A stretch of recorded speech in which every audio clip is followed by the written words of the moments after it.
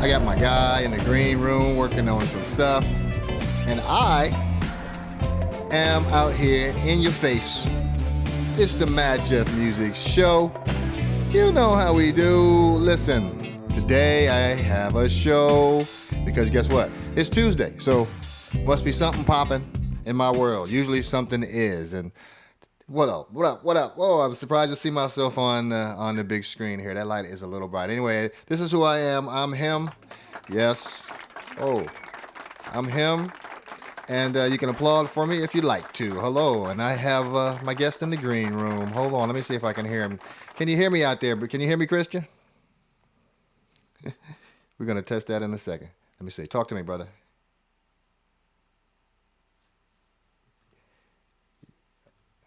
Hold on. It says you're muted on your end. Can you unmute yourself really quick? Anyway, I'm going to let you unmute yourself because it says you are muted. Dang it. We're having some issues because my man is really, he's literally calling me into the show and he's calling me from all the way across the pond. It's a lovely thing when my guests come all the way across the pond to see me. He's tuned in all the way from London. And I'm just hoping that Christian Mendoza here, I can get him on the air because we've been struggling a little bit with our little technical thing trying to make it happen. But I see he's working in the background. He's currently in the green room. We're going to get Christian out here. We're going to talk to him. Why do we want to talk to Christian? Because he's a friend of mine and he's a guitarist, one of the best musicians I've ever heard play the instrument. And he's a musician. He tours. He plays with people all over the world. Enrique Iglesias, Nelly Furtado, Kenan. So he's been around doing things, and I'm excited to bring him to the show. That is my guy. In the meantime, though, let's get back to the introduction section of what we do and talk a little bit about our news bit of the day, because I like to start every one of my shows with a little bit of a news pointer or topic or something, I guess you can call it. And today's is this story right here.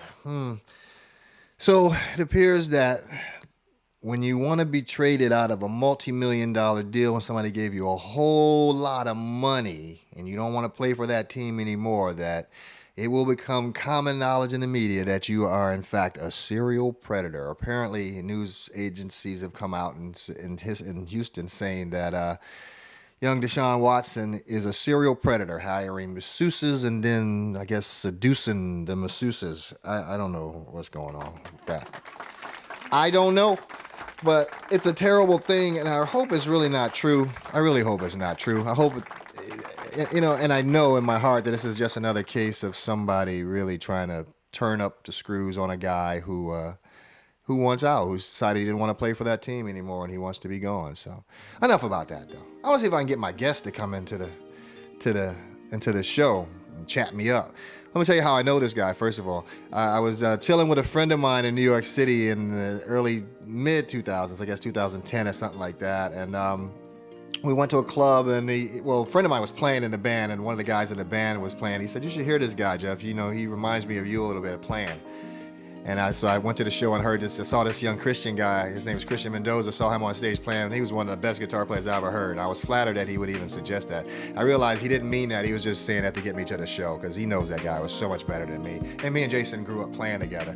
This is Jason Merton right here. That's my homie. We talked a little bit earlier today for about an hour. So when I get on the phone with this dude, it's love because we go way back to those village days when we were young, stumping those grounds. Anyway. So Christian comes courtesy of an introduction from that young man right there. And without further ado, I'm going to attempt something that no man on my show has attempted today. And that is, I'm going to bring my guest out of the green room. Hey. Hey, what's going on? I can hear you, bro. Yeah. I can. Look at this. Wow. Christian Mendoza. How you doing, bud? I'm like sweating right now. Like it's gonna be like, "Hey, you're on." Yeah, I can't hear you, so I'm gonna have to do sign language for an hour. I'm so glad we did that preliminary call because that's what that's when you get to sweat it out. That's what the sweating is for. That's why I had the iPad on call. Well, I'm so glad you did, man, because that was definitely a lifesaver. So, ladies and gentlemen, again, let me introduce this man. This is This is Christian Mendoza, guitarist to the stars and stuff. Boy. By the way, you're too kind. What you said about my playing, and that's really nice. Come on, Christian. You know you're a bad man. I mean, look, I'm a guitar fanatic, so I love guitar players, and I'm gonna tell you something. At the time I watched you play, I was at a point where I had realized that for years I sacrificed my playing in favor of production. And when I watched you play, I thought, now, this is a guy that has done the opposite of that. He's obviously played this guitar a whole lot because he's so fluid with it. And you impressed me, man. I was blown away. I was really blown away. That's really kind. You know, that show in particular, because I remember really well, that was a really fun experience for me to invite, when I invited Jason, because the girl was such a good singer. Who was that? Music, there's this girl, Silja, this Norwegian girl, and she's actually done really well. She's quite big in Norway now. And then it was Guy Licata on drums, who's played with Bill Laswell, and he used to play with Santi Gold, which I did Santi Gold's gig for one show through him. And just the musicians were so good, and that show in particular was really fun because I got to do so much creative stuff with the instrument. It wasn't like a shredding solo guitar thing. It was like a pop, modern pop kind of thing. Not really pop, but like, you know what I mean? Like it was right. It was a really cool sort of canvas to just play a lot of cool sounds. So I was like, yeah, I remember I was using a lot of delay stuff and crazy kind of atmospheric stuff. So it was really fun that anybody would watch that, because I was really having fun with the instrument then, playing not necessarily technical stuff, but more like musical stuff. Well, do me a favor, take me back a little bit, man, because I met you in New York City in 2011 or 12 or something like that. But where are you from? That was 2000. Yeah, that was like the end of 2011. It was okay. Like a show in December. That sounds about right. I remember that was our first show with that band. Wow. And shortly after that, in February, I got the Canaan gig, and then the drummer had another gig. So we all sort of had like 3 shows as that band, and we kind of went on the road. So that was when I met you. So Canaan, that was an interesting gig, and that thing went international with you guys, huh? Pretty much. Yeah, I mean he'd already gone pretty big because he did the 2010 the World Cup song. The Waving Flag song was really big back. Right. I was in the band then, and so he'd already had this kind of massive success. It was a really cool experience. Unfortunately, and this is no secret, Canaan wasn't very happy with the album that came out when I was working with him.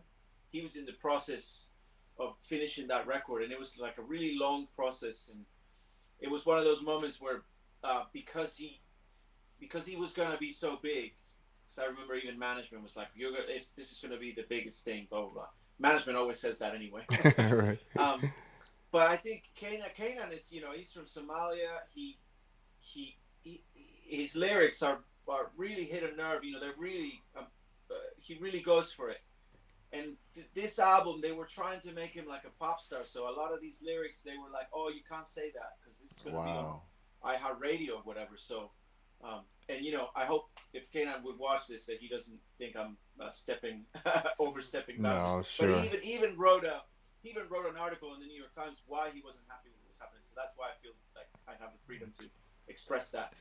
But yeah, I just remember being very excited about that gig, but at the same time noticing that the artist I was playing for was a bit frustrated with what was going on with the way they wanted to push his art form into a more commercial thing. And of course, I'm sure at the moment, the money offers and everything seems really cool until you deliver the songs and they're like, "Oh, no, you have to change the lyrics for this, right. You have to change the lyrics for that." So when the album came out, he bounced. He was I toured with him for about a year, and when the album finally came out, he sort of released the album, and then I guess not retired, but like just didn't tour. Okay. And he wrote a big essay about why he wasn't happy with that record, Really? And why he felt like, because some his hardcore fans felt like, oh, selling out, and then the pop sort of audience that the label was aiming to didn't really catch on to the album either. So I think it was left in a position where it was neither there, here or there. Gotcha. So he sort of stepped back and he was like, I'm not doing this. And because he's this great writer, he started getting more involved in film. And gotcha. He's been doing more of that, like writing screenplay stuff. But that was a great gig. It was my first proper, like, I've been playing professionally since I was 15, but this was like the first time where I was really touring and doing TV spots and that kind of what you would call an A-list gig, I guess, for if there's such a thing anymore. Now you're from Mexico, right? You and your family are from Mexico originally. Guess what I got? Yeah, I was born and raised in Mexico. I have a picture of your beautiful family. Oh gosh, yeah. I have spies, man. It's called the internet. Damn. All right. Yeah, that's my brother on the left. He's a phenomenal drummer. He's a jazz drummer. Wow. And that's my mom and my dad on the right, and my dad's siblings. That's my dad. My brother's girlfriend in the middle between my dad and my brother. My mom's on the far, right next to me, on the far corner, and then the other two girls are my cousins. Super young looking family, because I would dare try to pick the parents out of that photo. I would not be the one. Like, yeah. Not me. Yeah. For a long time, whenever we were out as a family, when me and my brother became adults, they couldn't figure out. They just thought that we were like all cousins or something. Well, dig, man. So from Mexico to New York City. I mean, when I met you, you were in the trenches of New York City, right there in the Village, just on the grind. That's a club where people coming from all over the world, and they're expecting to be amazed. And you guys were up to that task, pianos. Man. Huh? Yeah, that was at Pianos. Pianos. Yeah, right. I was living in Clinton Hill then, but for a while after that, I was living on Avenue C and 7th Street, so really on the pretty. Listen, when I lived there, I was on 8th Street and Avenue D. Okay, so all right. Back in the day, it was, what? It was different. It was different. D for dead. D for deadly. D for dare you. Man, I remember when I moved to New York and the Alphabet City was, it was still. It was 2005, so it was super safe. Right. But it still had that kind of that vibe of Alphabet City back in the day. And they told me, it's like, Alphabet City used to be like, it's A's for adventurous, B's for brave, C's for courageous, and D's for dumb. Or dead. Hey, and as a guitar player, you carrying a strap on, more than likely a strap on backpack with your guitar in it. So you're looking like an extra target with this thing you can't run with. So you literally this up and down the block, Yeah. But hey, it's When did you live in Avenue? When was it when you? Oh my goodness! You lived in Avenue D. When the 80s? 84 to 89. That's wild. It was wild west. It was incredible, man. Yeah. But, the Village, the Cafe Wa and the Village and all those places were still there, and the clubs were bumping, and we played those clubs, and Jason and I were in a band together. I don't know if he ever told you that, but we were in a band together. Yeah. We were signed to Warner Brothers and everything, and the whole shebang. We did that whole thing and stuff, and then I just had enough of it and moved out of there and just decided I wanted to go someplace else, and I moved to Minneapolis and started doing stuff. Oh, wow. But it was great meeting you there. So that's why I wanted to bring you on the show, because I wanted people to know who you are, because you've also, now let's just keep it real. You've also been in a pretty serious band over there in London, right? I mean, aren't you in a pretty serious band? Was it the Romances, I think it was called? Romances. Yeah. That's I guess you could say that's my band. Like we started that, all of us together. So all 5 of us. That's dope. And what kind of music you guys doing with this, Christian? I guess you call it alternative rock. That's, I guess, the best description you could call it. I'm not really into the, when you ask people what kind of music you play, and everybody's like, oh, I'm not sure. It's so hard to describe. It's like, well, it's rock and roll, but right. Obviously it's not like the Stones rock and roll, and it's not like Megadeth rock and roll, but it is, I guess you could call it alternative rock. That's, Okay. I guess, the best description that I could call it. I like to call it like sort of modern rock, because we do.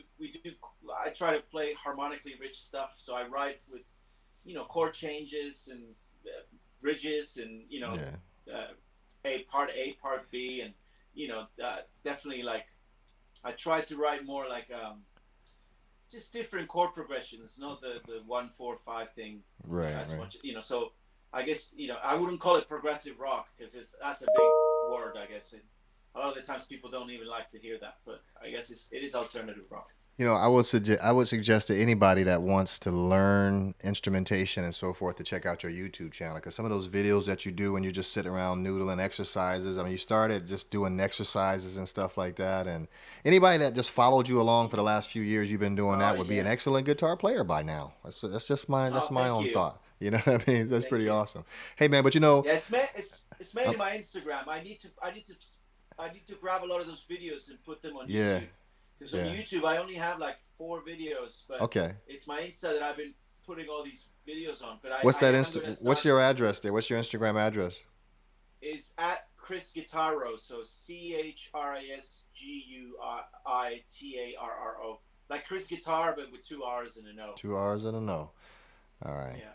That's awesome. So look, man, we already know this, but behind every good man, there is a good woman. And you have one. Her name is Caitlin, the beautiful Mrs. Residing over in London. Yeah. Yes, sir. Uh-huh. I've been admiring this beautiful family of yours, man, because like I said, you touched me when I met you as a unique person, somebody that I connected with, and I kind of been following you. And it gets better for you guys because you got married and you moved to London and so forth, and then something else happened, bro. It was like, this happened to you guys. Yeah. OMG. Come on, man. That's the complete, you've done the whole dang thing now, bro. You've done it. Yeah. You know what I mean? It's pretty awesome. Yeah, yes. Tell me about that family of yours, man. How you guys doing in the COVID era, man? We're really good. Well, we've been quite lucky compared to a lot of my colleagues that, I mean, everybody's struggling, but Caitlin doesn't work in the music industry, thank God. And she works with lawyers, so she works in a big law firm. She's not a lawyer herself, but she works HR. Gotcha. And her job. She didn't lose her job. She's still full-time employed, and working from home was a good thing for the company. It didn't affect. If anything, they were surprised that everything was running really, really well. So that was. I was telling a drummer friend of mine this story, and he was like, "Yeah, there you go, women again saving us, just like always." I was just like, "Yep." And these beautiful young ones, man. She's adorable. How old is the big sister? So Elia is 3. She's gonna be 3 in like just a couple of weeks, and Miles is 11 days old. So, oh my goodness! Yeah. Congratulations on that, man. 11 days. See, look, man, I have 3 daughters that I've already raised. They're 26 years old, 22, and then I have a 19-year-old. So I saw been there. One of them moved to New York or something, right? Yeah, one's holding down Lower Manhattan right now.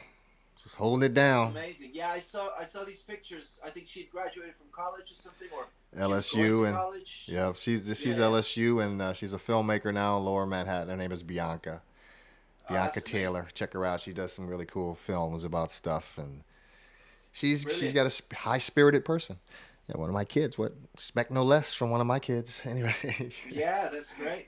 So I admire and respect that, because having a career in the music industry and raising kids is a very difficult thing, and people just don't understand how hard it is. But it's especially then you add COVID to that. You add something like COVID, and you got a mess going on. But hey, man, tell me about touring, because you did get out and do some major tour stuff. Like, for example, you toured with I know you went on the road with Iglesias, and did you tour with Nelly Furtado as well, or?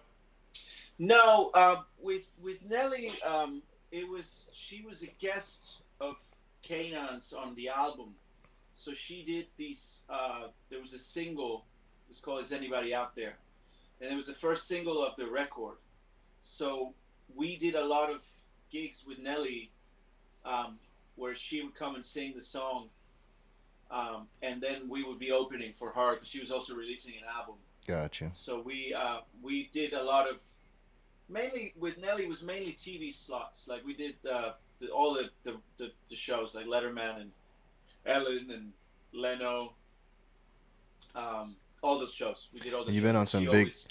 You've been on some big stages. I've seen some pictures, man. It's pretty amazing. Yeah, yes. So she came and did that, and then we did some shows in Barbados with her and her full band as well, and where we were playing, and she was closing the show. She was playing with her band, but then she would come and do the song with us. And then whenever we were in Canada, if she was in Toronto, she would come and sing the song with us. So my relationship with Nelly was always through Kanan. It was only I've only played one song with her. That's funny. Well, look, man. And Enrique. I'm sorry. Go ahead. Oh yeah. So Enrique came down in 2015. Yeah, 2015. My friend Emmett. I've been friends with the Enrique band with pretty much everyone for a while, and I had auditioned for Enrique once in like 2011, which I didn't end up being picked.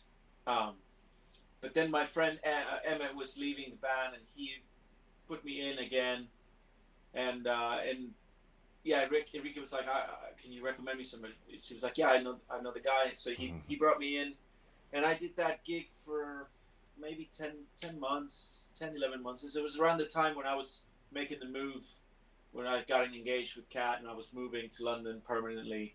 So for a while, it was pretty cool, but it was a lot of traveling. I was flying from here to New York, and then from New York I was flying wherever we were playing, and then flying back to New York, and then from New York I'd be flying back here, and that was just my life for like almost a year, where every month I was flying back and forth from New York to London, to like Guatemala or El Salvador or Mexico. Hey, some of those pictures, your hair was long and black, and your beard was like all over this way. You were like dazed and confused, but hitting those licks on stage. Hey man, look. So Dick, let me play a little game with you, man, because I like to play a little game with my guests when I get them on the show. I like to be able to show you some images like a doctor almost, and then kind of tell me what comes to mind when you see these images. Okay? Real simple, real simple and easy. Here we go. Here's your first image. Is coming at you. 3, 2, 1. Just tell me what comes to mind for Christian. Jimi Hendrix. Why? I mean, the young people need to know why. Why is that? I know why for me, but why? Because he's a lefty guitar. Oh, I see. Yes, and this guitar is strung left side up. The other way, you got to hold it upside down in order to play it. He had a righty guitar turned upside down. Right. But that just. Well, as soon as I saw that, the thing I saw was left-handed Strat, Jimi Hendrix. Isn't that amazing? That's amazing. And because you're a guitar player and you love guitars, that's the reaction you would have immediately with any guitar player that loves Hendrix and knows Stratocasters in particular would see that and say, yeah, that's a Stratocaster. That's not only a Stratocaster, it's a Jimi Hendrix Stratocaster. What about this though? So I'm gonna dig and see what your rock edge is like. When you see this guitar, who comes to mind for you? There's one player that comes to my mind. Well, there's two for me here. Okay. And one is Keith Richards. Number one for me. Right? And number two is Johnny Greenwood. Johnny Greenwood. Guitar player from Radiohead. Okay. I'm pretty sure he plays the telly. See, I learned something on that one, Johnny Greenwood. But that may be the guy from The Clash as well. Could be Joe Strummer. Joe Strummer, yeah. All right, I got another one for you now. A couple guys made this one popular too. Another couple guys might have made this one popular, but one comes to mind for me, most predominantly. Well, two actually. That one is, and it really looks like it too. It's Andy Summers. Oh, okay. Yeah, see, that's another one. Yeah. Because Andy Summers had a humbucker on the neck. Right. And that's what.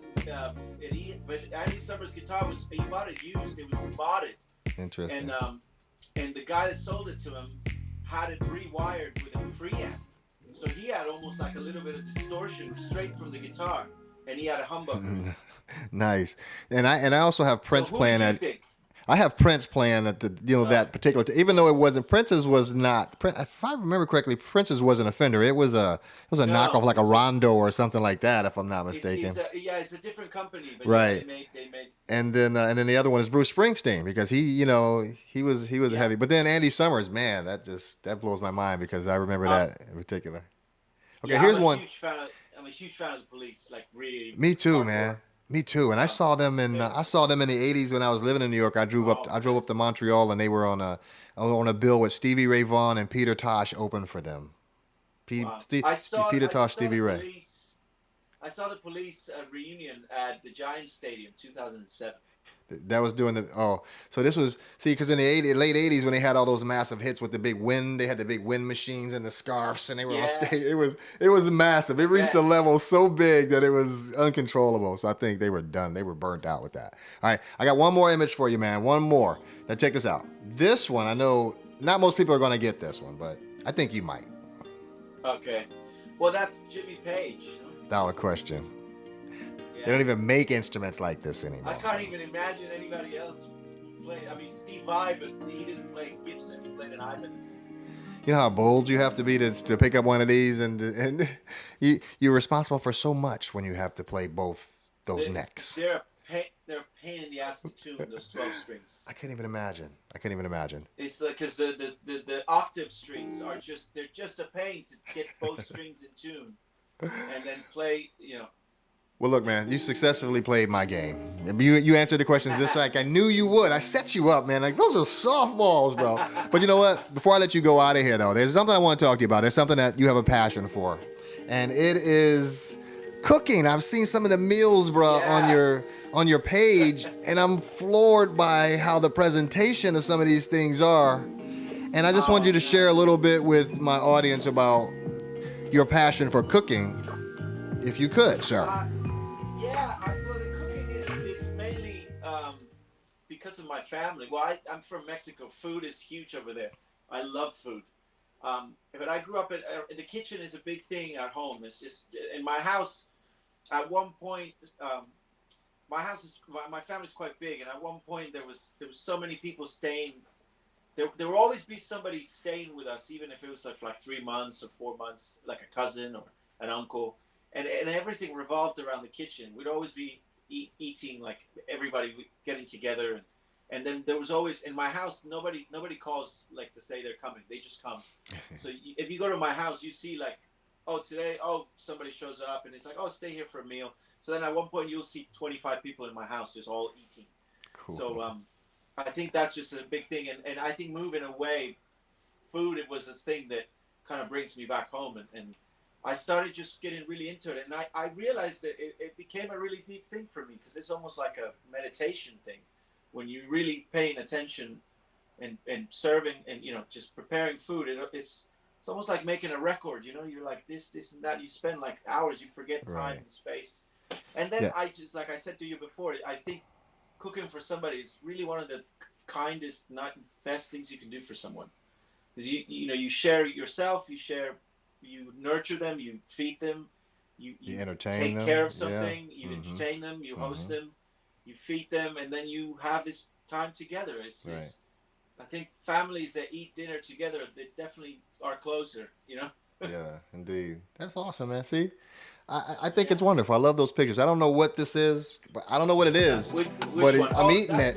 I'm eating it. Okay, so I'll tell you what it is. Hold on a second.